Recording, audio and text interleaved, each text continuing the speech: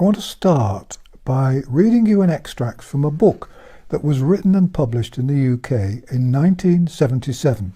I think you'll find it important. Quote, "For over a century, doctors have known that if wires are poked into the brain and an electric charge passes through them, there will be different responses from different parts of the brain. A wire poked into one part will cause a leg to move. The same wire poked into another part of the brain will cause an arm to twitch. 50 years ago, we knew that with the aid of electronic stimulation, doctors could induce pleasure, eradicate pain, and recall memories previously lost. With electrodes in position, the patient can be controlled quite effectively from a distance. He can be made to eat, to sleep, or to work. His appetite, heart rate, body temperature, and other factors can also be monitored and controlled." This is still the quote from the book from 1977. "Researchers have shown that gentle cats can be transformed into aggressive beasts if certain parts of their brains are stimulated. In one dramatic experiment, Dr. Delgado of the Yale University School of Medicine in America wired a bull with electrodes and then planted himself in the middle of a bull ring with a cape and a small radio transmitter. The bull charged but was stopped by Dr. Delgado pressing a button on his transmitter. The bull screeched to a halt inches away from Dr. Delgado. Dr. Delgado reported that animals with implanted electrodes in their brains have been made to perform a variety of responses with predictable reliability as if they were electronic toys under human control. Similar experiments had even then been performed with human beings. The patients selected had all proved dangerous and had shown that they had uncontrollable tempers." Close quotes. And that's the end of the quote. I don't have to get permission to read that extract because it was from my second book, which was called Paper Doctors and was published in 1977 by Maurice Temple Smith in London. There are some reviews of the book on my website under the Biography and Contact button. Incidentally, by the way, talking of websites, I gather that there's a website on the internet that's published old email addresses for me. I'm afraid those addresses haven't worked for 10 years, so please don't use them. Sadly, Paper Doctors has been out of print for years, and for the record, I loathed animal experimentation as much then as I do now. I'm delighted that the British government now here appears to have accepted that experiments on animals are pointless. Although I wrote all that in the 1970s, Delgado was working in the 1950s and the 1960s, and his work was just the beginning of a very complicated story that is only now coming towards its final chapters. Most people, and in that I include most doctors and most scientists, have never heard of Delgado's experiments and don't realize just how significant they were then and now are. It was Delgado and people like him who started the long, slow journey towards the control of the human body and human mind. There have, of course, always been two essentials for controlling people from a distance.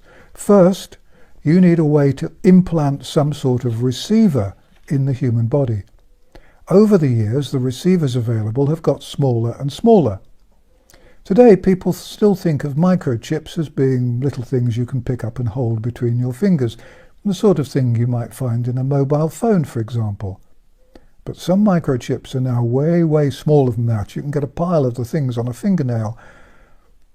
You could get one in a syringe and through the needle. You could get one in a spray and blow it up your nose. That's small. Not that anyone would want to inject a microchip into themselves, of course, though other people, I suppose, might like to do it for them. The second necessity is for a transmitter. And that's not difficult at all. You need a tall post of some kind, a flagpole or a tall building, or a pylon would do. And then you stick your transmitter on the top so that it can send out its messages over a wide area. That bit's easy. Something like a radio transmitter, or I suppose one of those things that sends signals to mobile phones. It would have to be a bit more sophisticated than the old mobile phone signals, of course. So that's all the equipment you need. a little chip in the body of the person you want to control, and a transmitter to send the messages. If you were a mad doctor or a mad anybody else, and you wanted to control an individual, it would be a doddle. You'd just tell them you were going to give them an injection to protect them against, I don't know, the flu or something. And in the syringe there'd be a little receiver. And then you'd stick a transmitter on the roof of the house across the road from where they lived. And then you could send messages to make them do whatever you wanted them to do. You could make them sad or angry or happy or contented. You could make them run or fight or just spend all day in bed. Remember, that's what Dr. Delgado was doing over half a century ago. It's nothing new. Of course, if you wanted to do the same thing for lots of people, you need a lot of people to help you. Say you were a really bad person and you wanted to control a whole population, for example. You could make people do whatever you wanted them to do. You could make them go shoplifting or commit murder or vote for somebody or commit suicide or anything you wanted them to do. If you wanted a smaller population, you could make everyone stop wanting to have children. It would be terribly easy. Remember, Dr. Delgado was doing this over half a century ago. It's just that his receivers and transmitters were a bit cumbersome. He had to fasten the receiver onto the top of the animal's head or the human's head and then use a transmitter that he held in his hand. If you wanted to do all this, you'd need to be very, very rich to start with, somebody with loads of money and lots of contacts. A billionaire, really, I suppose, and somebody with not too much in the way of morals. And you'd need something to inject into people. I suppose it would have to be a medicine or something. And then you'd need somebody who was good at software to help with all the transmitting and the receiving. And you'd need people with access to lots of tall poles or roofs where you could put the transmitter things. But none of that would be any good unless you had a reason for injecting people. You can't just go around injecting millions of people for no reason. Ideally, you'd need them all to be frightened of something so that they were dead keen to let you inject them. And then you could put your tiny receivers into the stuff that was being injected, go easily through the needle. Or you could squirt it up their noses or whatever you fancied, or put it on anyway. But that would be a tricky thing to organise because you'd ideally need a threat of some kind. You could tell everyone they were going to get the plague or something if they didn't let you give them their wonderful antidote. I suppose that might work. But for that, you'd have to have a big scare about something. And that wouldn't be possible because you'd need some experts to say there was a big scare coming or present when really there wasn't. So they'd have to make up something or find something and then exaggerate it. Or you could find somebody not very good at what they did, I suppose, and get them to make a forecast that terrified the life out of everyone. And then you'd have to keep people really scared. You could get all the media on your side. You could, I suppose, get people so scared that they were happy to put up with all sorts of rules and restrictions. And you could tell people that if they didn't do what you told them to do, then the scary thing, whatever it was going to get worse than ever. And you'd need some experts and advisors, preferably somebody who had links to the companies making the stuff you were planning to give people. And you could promise them all sorts of things. And you'd probably need some fairly greedy and some compliant politicians too. But it really wouldn't be possible to arrange all that, would it? And anyway, there's another problem, because you'd need to keep people separated so that you could make sure the messages you were transmitting reached the individual receivers. You'd have to have people standing several feet apart all the time, and there's no way you could get people to do that.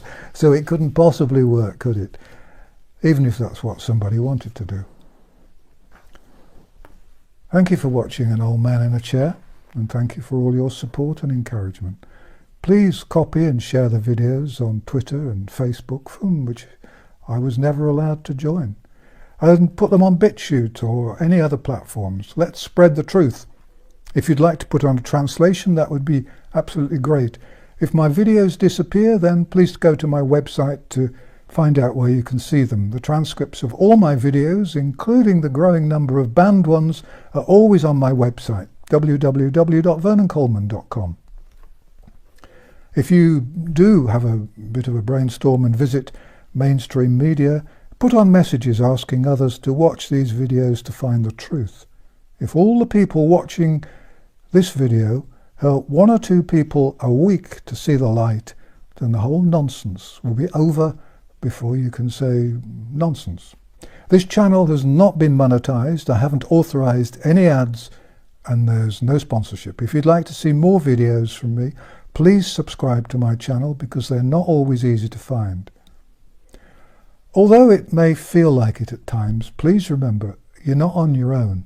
More and more people are waking up. I firmly believe that together we will win this fight. And remember, distrust the government, avoid mass media, and fight the lies. Thank you for watching.